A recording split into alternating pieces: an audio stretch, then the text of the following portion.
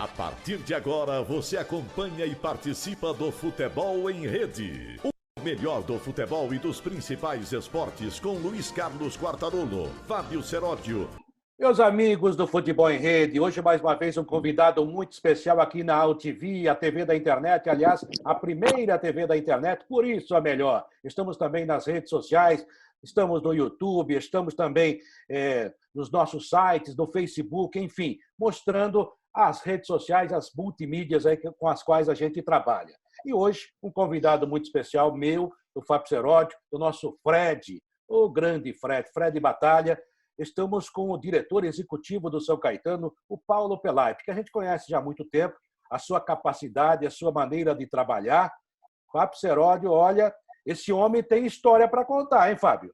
Tem história, aliás, tem história no Rio Grande do Sul, no Rio de Janeiro, e agora resolveu fazer história em São Paulo. A gente deseja sucesso para o Paulo Pelaipe. Obrigado mais uma vez por atender o pessoal do Futebol em Rede. Agora, Pelaipe, a primeira pergunta era do Quartarolo, mas eu não estou me aguentando aqui.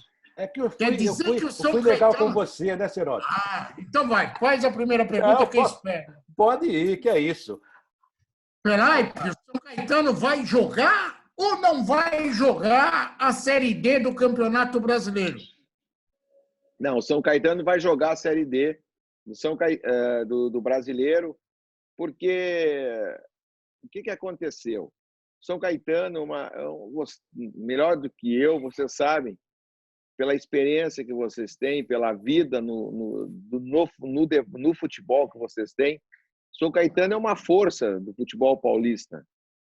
Hoje, o clube está num lugar que não deveria estar, que é disputando a Série A2, disputando a Série D, mas é um clube que tem história, tem uma história linda, tem uma história bonita.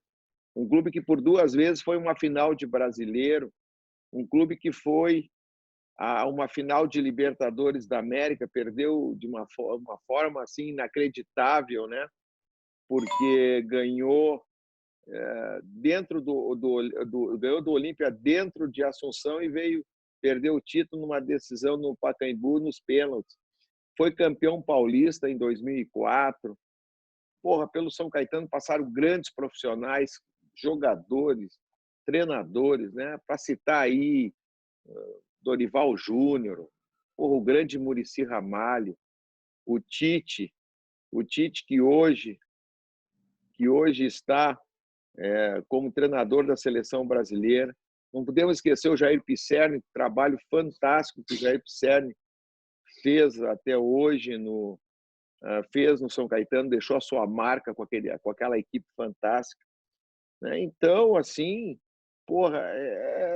é uma equipe assim que tem que ser respeitada, tem uma condição. Ninguém é campeão paulista jogando contra São Paulo, Santos, Palmeiras, Corinthians, né? Então, e quando vocês falaram aí que eu vim para São Paulo, eu vim para São Paulo porque para mim era um sonho trabalhar no mercado paulista. Trabalhei no Rio Grande do Sul, no Grêmio, por mais de 20 anos. Trabalhei no Grêmio 23 anos. Ocupei todos os cargos no Grêmio como dirigente. Trabalhei no futebol de salão, escolinha, infantil, juvenil, juniores, futebol profissional. Depois trabalhei no Criciúma, no Fortaleza, no Curitiba, no Vasco, 2 vezes no Flamengo. Não é fácil trabalhar 2 vezes no Flamengo, entendeu? Realmente é difícil, né? E consegui. Peguei o Flamengo numa situação difícil na época da reconstrução, quando o presidente Bandeira assumiu o Flamengo em 2013. Peguei uma equipe que tinha uma folha salarial de 11 milhões e tive que reduzir para 3 milhões. Tivemos que garimpar atletas e ainda assim, no final do ano, conseguimos, na primeira edição da Copa do Brasil, com os clubes que jogavam a Libertadores, todos os clubes brasileiros que jogavam a Libertadores disputavam também a Copa do Brasil na sua primeira edição. O Flamengo foi campeão da Copa do Brasil em 2013. Aquele trabalho deu força, deu condições para que a diretoria pudesse dar o remédio amargo que tinha que ter dado. Pegamos o Flamengo com mais de 750 milhões de dívida, com 4, 5 meses devendo salários de imagem para os atletas lá atrás. Hoje o Flamengo é um modelo, pagando em dia. Então, eu trabalhei no Flamengo na reconstrução lá com o presidente Bandeira e tive a felicidade do Marcos Braz e o presidente Landim me trazer em 19. E aí nós conseguimos, aí, só o time do Santos, do maior jogador do mundo, Edson Arantes do Nascimento, Pelé, foi campeão brasileiro e da Libertadores no mesmo ano. Foi isso lá em 62, o Flamengo, em 2019, repetiu esse feito. Então, desculpe assim eu me alongar na resposta, Imagina. mas eu acho que é importante assim até dizer da minha alegria, da minha satisfação, porque eu estou trabalhando no melhor mercado do futebol brasileiro. Tenho muito respeito a todos os locais que eu trabalhei, mas era um sonho da minha vida trabalhar em São Paulo. Eu sou gaúcho, mas há mais de 6 anos fixei residência em São Paulo, minha família está em São Paulo. Então, quando eu tive a oportunidade, recebi o convite de São Caetano, não hesitei. Nós temos numa situação, o São Caetano está numa situação difícil financeira, e eu seria assim muito oportunista se eu dissesse que era em função da pandemia que nós estamos vivendo. Não. São Caetano vem atravessando uma crise financeira. A pandemia apenas aumentou essa preocupação. Então, a direção, num primeiro momento, resolveu que não disputaria a Série D. Depois, houve um envolvimento da torcida, da comunidade de São Caetano. A CBF também vai pagar todas as despesas, vai pagar todas tudo, praticamente a Série D não vai ter custo. E isso fez o São Caetano repensar e voltar atrás, até porque nós também sabíamos que nós poderíamos prejudicar o clube, né, para o futuro, porque está na lei, nós poderíamos ficar até 2 anos sem disputar uma competição nacional. E o patrocinador que voltou em dezembro, o patrocinador tradicional do clube, o patrocinador que ajudou ao crescimento do São Caetano lá atrás, depois de ficar 2, 3 anos, 4 anos afastado do clube, está retornando. E nós, né, por acreditar na sua palavra, tudo aquilo que ele já fez pelo São Caetano, quando ele conversou comigo, eu não hesitei nenhum minuto em aceitar o desafio. É um desafio grande, mas é um desafio gostoso, porque nós temos certeza que a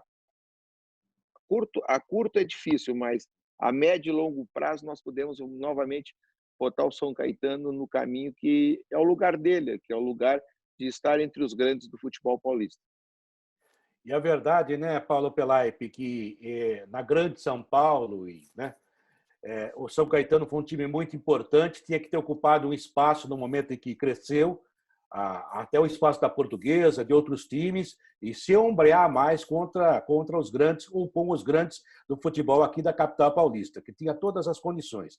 O Saul Klein está voltando, né, que é um cara que um grande empresário brasileiro, fez muito pelo São Caetano, realmente é um cara que você pode confiar, o conheço bem, a gente teve muitos contatos, inclusive lá, quando ele estava na Casas Bahia, aí em São Caetano, que é a sede, não sei se ainda é a sede, porque... Continua, a loja 000 é em São Caetano. São Caetano. Eu fui muitas vezes aí, sempre muito bem recebido. E eu conversei há 2 dias lá na Top... Só uma coisinha. Quer dizer que você está revelando ao mundo que tem um carnê da Casas Bahia. É isso? Mas quem paga é a Casas Bahia. Os meus carnês quem paga sou eu. Não. Mas o São Caetano quem vai pagar é o contrário. Ela não recebe, ela paga. Aliás, ele adora futebol, né? Então, o que eu ia dizer para você é o seguinte: há 2 dias lá na Rádio Top FM, onde a gente trabalha também, eu, Zete, o Weber, o Wagner Prado, a gente entrevistou... Você não, mas um dia você chegará lá. Estamos a caminho. A gente falou com o Alexandre Galo, que é o técnico do São Caetano. E ele falou umas coisas maravilhosas a seu respeito.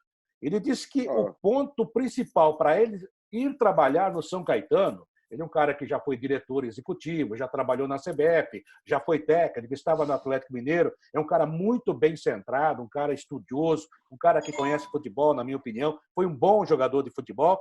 Ele falou que foi você que o convenceu, porque realmente ele confia demais em você. Eu quero saber como é que foi essa conversa para convencer o Galo, que parecia que ele não queria mais ser treinador. Olha, foi uma conversa boa, porque eu e o Galo sempre nos tratamos bem, nos respeitamos, entendeu? Até porque, graças a Deus, eu sempre procurei respeitar os profissionais de imprensa, respeitar os profissionais que trabalham no futebol. Acho que o nosso espaço termina aonde o espaço das outras pessoas iniciam. Então, sempre tive realmente um contato muito bom. E o Galo, eu sempre acompanhei o Galo. O Galo foi campeão pelo Santos, trabalhando com o Luxemburgo. O Vanderlei sempre me falou, eu trabalhei com o Vanderlei treinou o Grêmio em 2012, foi um dos grandes treinadores com quem eu tive o privilégio e o prazer de trabalhar, que foi o Vanderlei Luxemburgo. E o Vanderlei sempre falava muito bem do Galo, maravilhosamente bem do Galo, elogiava muito ele pela sua condição. E quando o Galo foi diretor das categorias de base, eu tive uma relação muito profissional com ele na CBF e eu no clube, entendeu? Mas o Galo fez um trabalho assim, ele fez um trabalho que moralizou a CBF. E eu assim, que já estou no futebol aí, como vocês, eu estou há 40 anos no futebol. A seleção, a CBF, antigamente, lá há 10, 20 anos atrás, 15 anos atrás, o dirigente da categoria de base ligava: tem algum jogador aí que é interessante? Tem algum jogador que pode jogar na seleção? E o dirigente dizia: não, tem o fulano, tem o Beltrano, tem o ciclano. E com o Galo, não, o Galo mudou, o Galo fez os profissionais da seleção brasileira, das categorias de base, viajar, visitar os CTs, viajar e visitar os clubes, ver os jogos.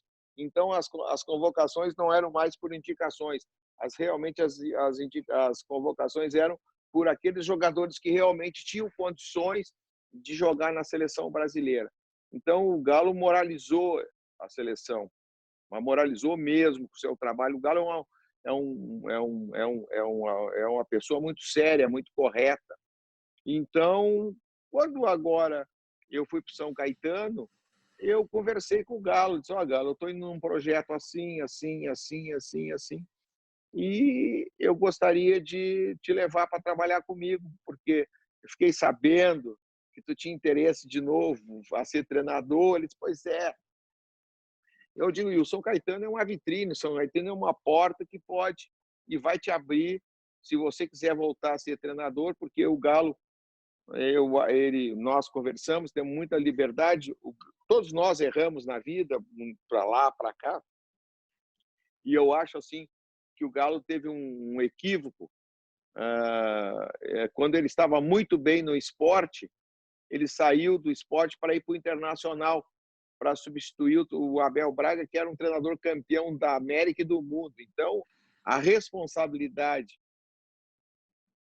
naquele momento ali, e o Galo eu estava em Porto Alegre, eu estava do outro lado, eu estava no Grêmio, até boicotado, o Galo foi, entendeu? E ali ele não teve o sucesso que deveria ter, porque se ele tivesse o sucesso no Internacional, ele poderia realmente, mas deu a volta por cima, porque é um treinador competente, e aí estava parado.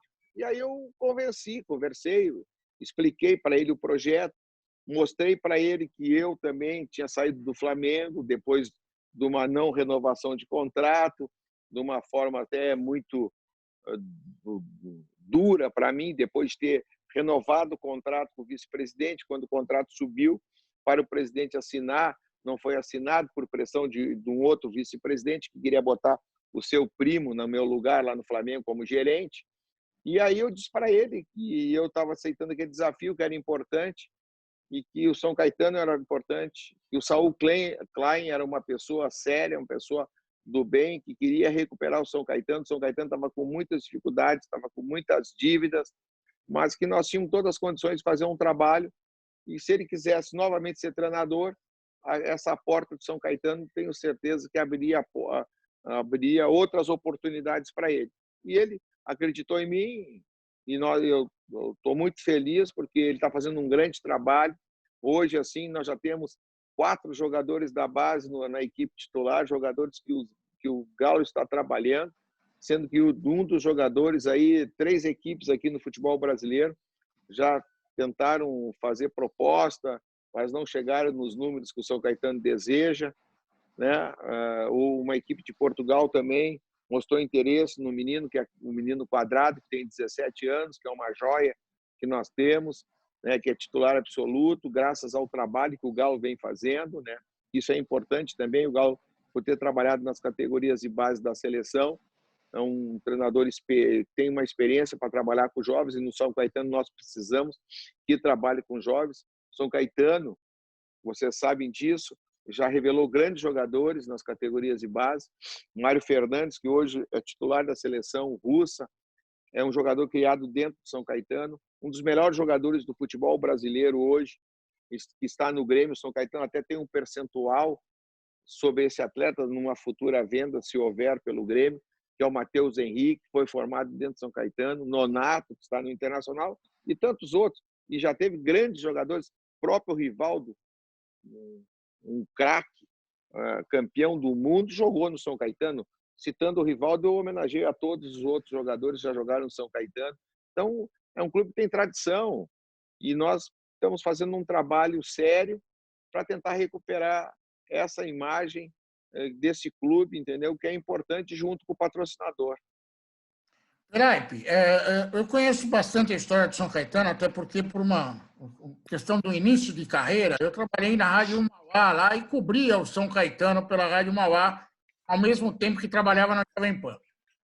Eu conheço São Caetano desde o começo, com o Luiz Olímpio Tortorello, que era o prefeito da cidade, colocava dinheiro lá.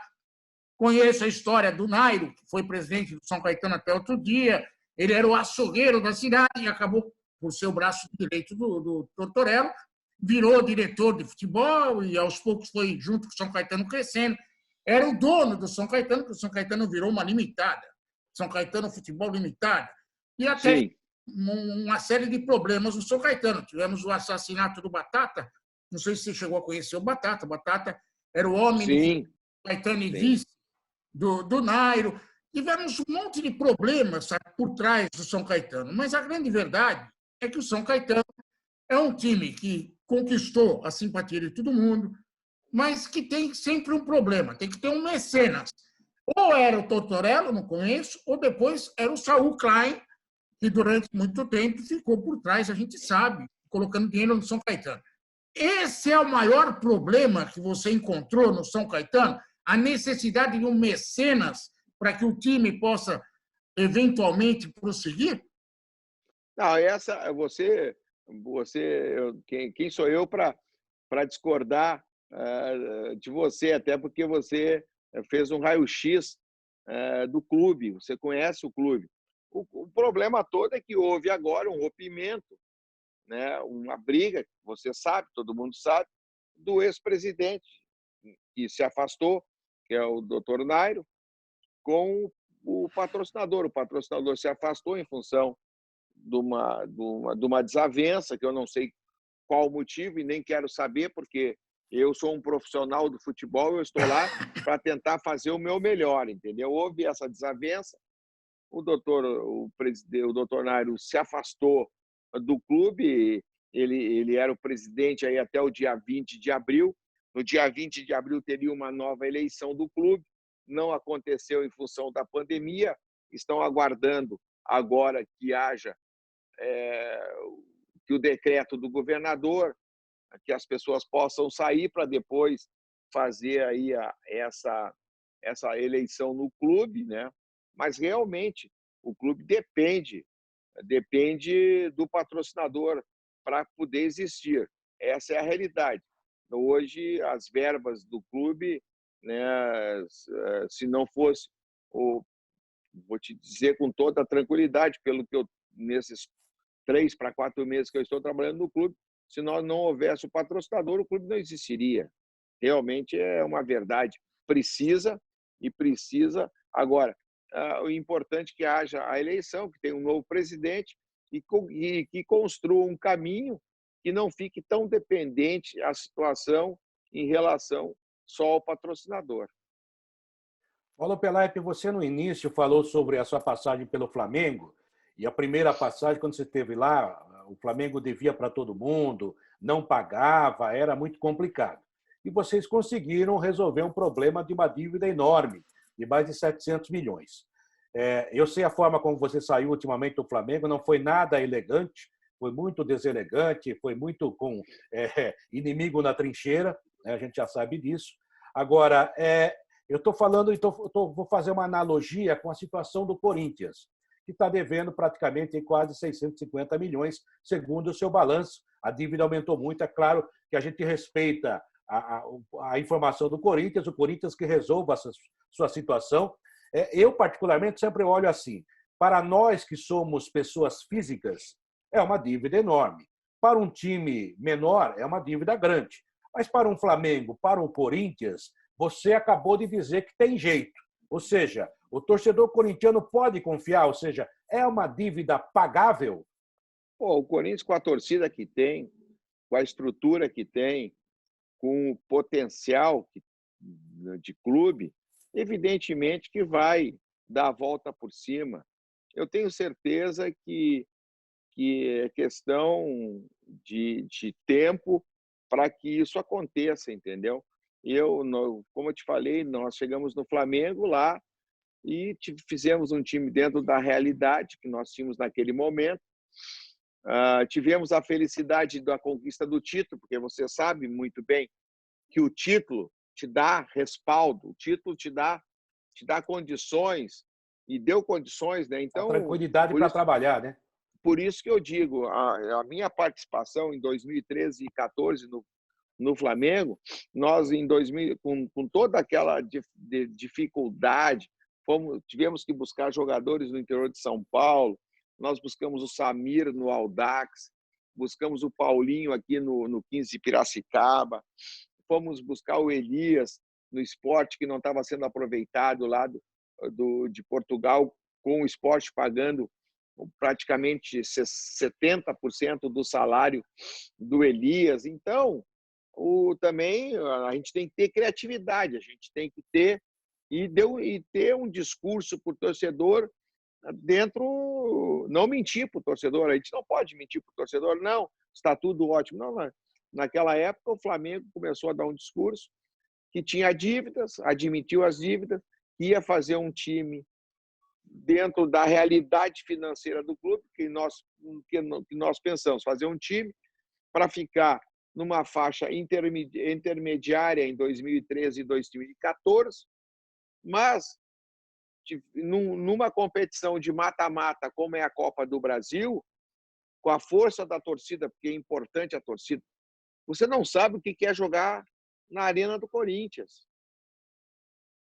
Os jogadores, nós jogamos esse ano passado, 2, 3 vezes aí, os próprios jogadores diziam para mim, Pelaipe, isso aqui é um inferno jogar na Arena do Corinthians. O torcedor do Corinthians é um torcedor, entendesse, que faz valer a força do fator casa. Então, como no Maracanã, a torcida do Flamengo empurrava a equipe e a gente teve aquela felicidade de ganhar a Copa do Brasil. O que acontece? Quando você ganha um título, você fica mais fortalecido com a torcida. E aí o presidente Bandeira, o Valim Vasconcelos, né, o Paulo Dutra, que era o financeiro, puderam aplicar o remédio amargo, porque tem uma hora que você tem que aplicar o remédio amargo.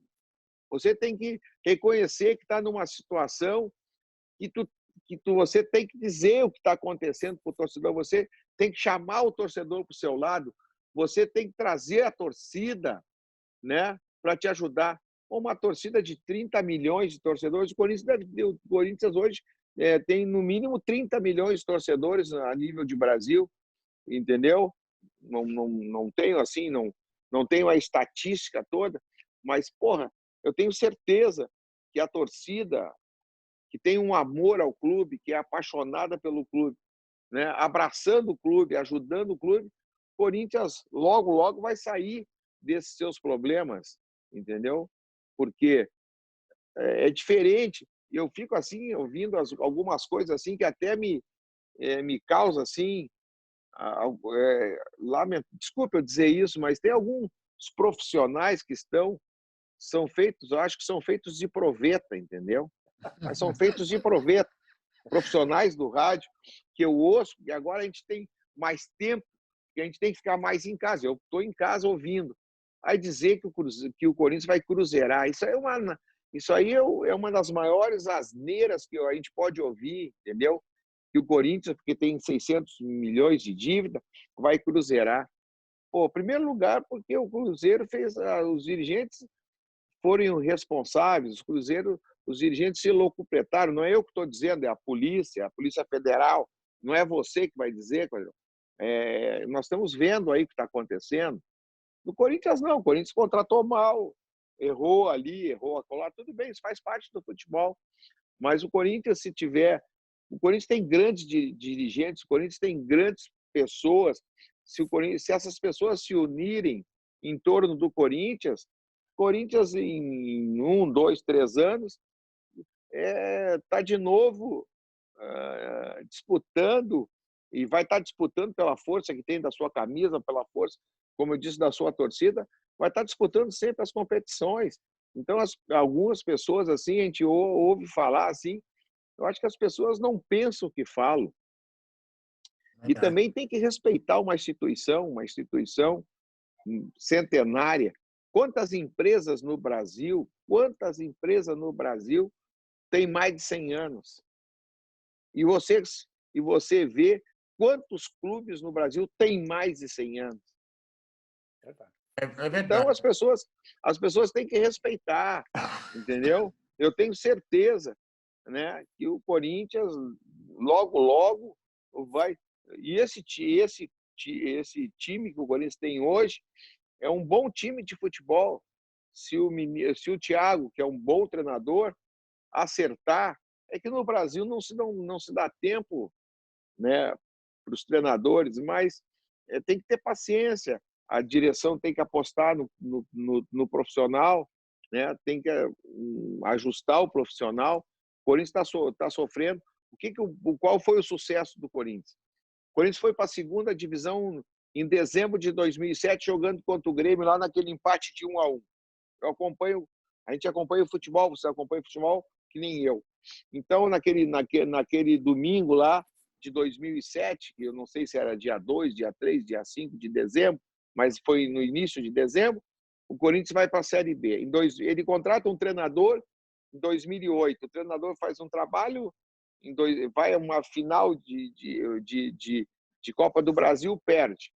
Aí continua com o mesmo treinador, no ano seguinte ganha a Copa do Brasil, depois de 50 anos ganha um campeonato estadual invicto.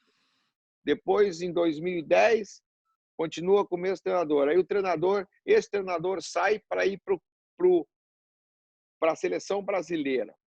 Aí contrata um treinador que fica 2 meses, tenta modificar o estilo, tenta modificar a forma, não dá certo, o treinador sai, e aí vem o Tite, que dá sequência a um trabalho. Aí o Tite sai, volta o Mano, que monta a equipe em 2014 para o Tite ser campeão em 2015. Aí sai o Tite e vai para a seleção brasileira.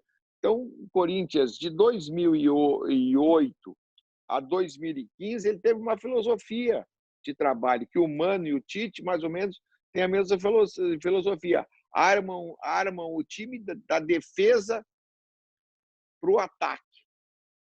Não sei se vocês concordam comigo. Sim, concordo. Tudo que você está contando, eu vivi junto. Eu era setorista do Corinthians essa época toda. E depois acabei trabalhando no clube também. Agora, peraí.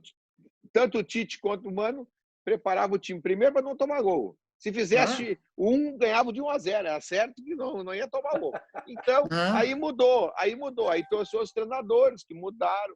mudaram. Aí veio o Carille, que estava desde 2009 com o Mano, que era auxiliar do Mano, depois foi auxiliar do Tite, e montou uma equipe dentro da característica que os dois treinadores tinham. O que o Carille teve? Teve sucesso, conquistou o brasileiro, então, e aí mudou. Então, agora essa mudança está custando caro para o Corinthians.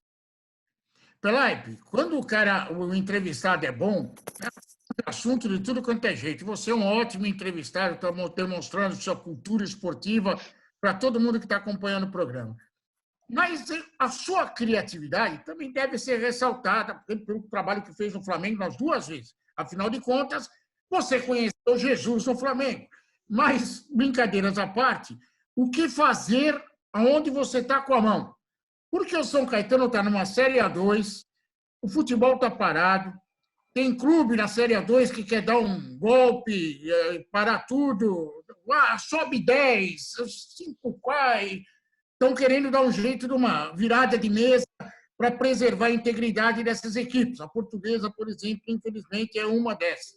O que você projeta para tentar ajudar nessa situação do São Caetano, Pelaipe? Por favor. Só um detalhe. Quem indicou o Jorge Jesus por vice-presidente de futebol do Flamengo, Marcos Braz, fui eu. Eu sei, por isso que eu brinquei. Então eu digo, porque eu acompanhei o trabalho de Jesus tanto no Benfica quanto no Sporting. E eu tinha um atleta, que foi meu atleta, foi campeão do mundo no Grêmio, e que foi meu atleta, meu amigo, que foi o Jorge Baidec, que falava muito do Jorge Jesus para mim. Quando nós estávamos numa situação difícil no Rio, eu avisei para o Marcos, não traz treinador castelhano, porque o jogador brasileiro tem dificuldade de entender o treinador castelhano, porque eu, no Grêmio, em 1987, nós tivemos essa dificuldade. Nós trouxemos um dos melhores treinadores que tinha sido campeão do mundo com o Nacional, o Juan Mujica, e o Cristóvão, Alfinete, o Valdo, o Luiz Eduardo, os jogadores importantes dentro da equipe do Grêmio diziam, falaram com o presidente, com o vice de futebol, e eu trabalhava nas categorias de base do Grêmio naquele período. Disseram para o presidente que não entendiam o que o treinador transmitia para eles. E aí o Grêmio tirou o Mujica e foi buscar o Filipão, que estava no Juventude em 1987. Então, eu te digo assim, aí eu falei para o Marcos, os melhores treinadores hoje do mundo são portugueses. Os treinadores portugueses estão espalhados na Itália, na Inglaterra, na Espanha. Se você vê, os grandes trabalhos hoje do futebol brasileiro são portugueses. E esse treinador aqui saiu agora do mundo árabe e está parado, que é o Jorge Jesus. E eu tenho as melhores referências dele. E graças a Deus, o Marcos Braz comprou a minha ideia, foi para Portugal e conseguiu trazer o Jorge Jesus juntamente com o empresário Juliano Bertolucci, que ajudou muito na ocasião. Então, eu te digo o seguinte, o que eu acho assim, o São Caetano quer que as regras do jogo sejam respeitadas. Existe uma regra na competição. Todos os clubes entraram na competição sabendo o que eles iam jogar na Série A2. O que acontece na Série A2? A Série A2 tem 16 clubes, classificam-se 8 para jogar um octogonal. Isso. E depois faz um mata-mata para chegar até 2 para os 2 primeiros subirem. E os 2 últimos vão para a Série A3. As regras, todos sabiam, todos tinham conhecimento. O São Caetano está preparado para jogar as últimas 3 rodadas que faltam da fase classificatória da Série A2. As pessoas, os clubes, os dirigentes têm que respeitar o documento que assinam. O Campeonato Paulista, a Federação Paulista, é uma das principais, para mim, a principal federação do futebol brasileiro. É a única competição de Série A2, porque em outros clubes, em outras federações, tem outras denominações, divisão de acesso, é a Série B, então, mas aqui é a A2. É a única competição deste nível que tem cota de TV e tem a TV passando jogos. Então, você tem um produto, você tem que entregar o produto. Você não pode, como dirigente, ser irresponsável. Até porque você vai deixar mal a sua própria entidade, que é a Federação Paulista de Futebol. Então, virada de mesa não existe.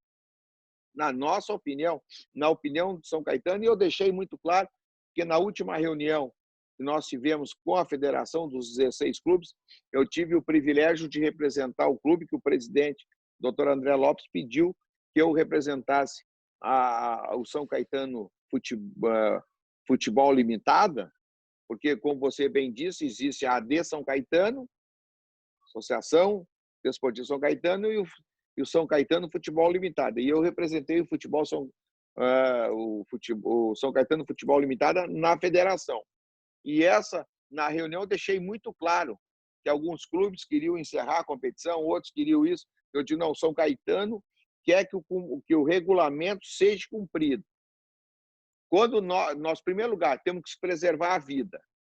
Quando nós pudermos voltar ao futebol, jogar o futebol, nós devemos terminar as 3 rodadas que faltam. São Caetano é 6º colocado, poderá se classificar entre os 8 ou não, porque a diferença é muito parelha a competição, a diferença é pequena entre o 9º, entre o 10º e entre o 6º, mas tem que ser jogado dentro do campo, e dentro do campo tem que ser resolvido isso. Paulo Pelaipe, olha, falar com você daria um programa de 3 horas, até porque você tem muita história para contar. Com certeza voltaremos a conversar. Estamos aqui no Futebol em Rede, na AltV, estamos nos nossos Facebooks, inclusive os pessoais, no podcast. Esse programa também vai para o podcast do Spotify, e o Fábio Seródio já se ajeitou todo lá. Um abraço ao Sérgio Oliveira, que nos dá toda essa retaguarda, ao Fred Batalha, que mais uma vez nos ajuda nessa coordenação. Paulo Pelaipe, foi muito bom vê-lo, e vê-lo bem, tá bem. E falaram que você está com 69 anos de idade, não aparenta, está muito menos. Um abraço, obrigado pela sua participação, seja feliz, e que o São Caetano volte a vencer. Como dizia o Otacílio Gonçalves da Silva Júnior, nosso chapinha, que treinou a Portuguesa e treinou o Palmeiras ali, e lá em 93, espalha que é bom. As notícias boas, espalha que é bom, entendeu? Mas eu fico muito feliz, eu quero agradecer de coração para vocês pelo convite. Eu estou à disposição dos amigos e vamos nos encontrar aí. Esperamos que essa pandemia vá embora o mais rápido possível para que os nossos irmãos brasileiros, né, tenham tranquilidade, para que o futebol volte, que a nossa vida normal volte, mas conte comigo aí, e eu agradeço muito a gentileza de estar passando esses momentos agradáveis com vocês. Obrigado, Paulo. Eu sempre digo o seguinte, né, Fábio Seródio? No futebol, a gente tem a nossa torcida, eu torço pelo Santos e pelo 15 lá em Piracicaba, mas a gente torce pelos amigos. Essa é a verdade. Boa sorte ao Galo, ao Paulo Pelaipe, o pessoal de São Caetano, o Saul Klein, que realmente é uma pessoa muito legal e um cara muito sério. Fábio Seródio, um abraço a você também e até a próxima, hein? Aqui na AltV. É verdade. E às vezes dá sorte, porque o Pelaipe, por exemplo, que eu não conheço pessoalmente, conheço só por telefone, é a primeira vez que eu vejo, não estou perto, mas a primeira vez que a gente está se vendo mutuamente numa entrevista, obrigado ao Pelaipe, às vezes o amigo que a gente torce está no clube que a gente gosta. Ele foi dirigente do Flamengo, eu não escondo de ninguém que torço pelo Flamengo, tem um carinho enorme do Grêmio, então vamos seguir também torcendo para o Então, tivemos um ano mágico em 19, né? Campeão da América e campeão brasileiro, né? Verdade. Eu fico feliz por ter participado dessa história, porque o dirigente, na minha opinião, o bom dirigente é aquele que não atrapalha, que dá condições para que os profissionais trabalhem. Mas quando conquista um título, é importante dizer que também estava junto, né, no grupo que ganhou. E eu fico muito feliz, porque essa é uma imagem que eu vou ter para o resto da minha vida, essas 2 conquistas históricas do Flamengo no ano passado. Obrigado, merecedor. Um abraço, obrigado. Até a próxima. Aqui na AltV a gente agradece demais. Olha, voltamos na próxima edição aqui na AltV, Futebol em Rede. Venha para a rede você também. Tchau. Tchau. Termina aqui o Futebol em Rede. No site futebolemrede.com.br você encontra muito mais informação e também está convidado a participar e interagir. Futebol em Rede.